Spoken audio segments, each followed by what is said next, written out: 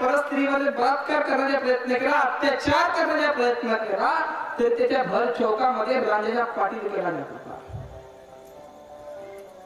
एका प्रसंग सांगतोय, राजाच्या पाटलानं एका गरीबाच्या मुलीवर बदामल केला. बदामल शब्द आहे, बदामल शब्दाचा अर्थ अत्याचार होतो, छेडखानी होते, बलात्कार नव्हे.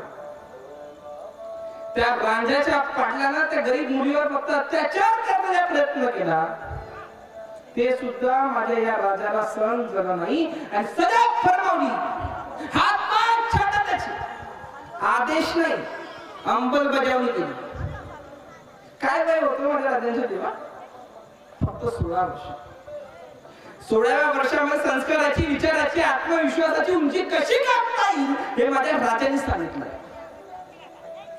बाळासाहेब म्हणतात, राजे, राजाच्या पाटलाला जिवंत का ठेवलं? त्याला मृत्यूदंड द्यायला हवा. स्त्री म्हणजे मराठाच्या देवाची देवता आहे.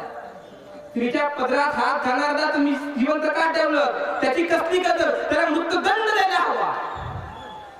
राजे सांगतायत, मासाहेब तुम्ही म्हणताय ते खरं आहे, त्याला मृत्यूदंड द्यायला हवा, पण त्याला मृत्यूदंड दिला असता तर विषय तिथे संपला असता.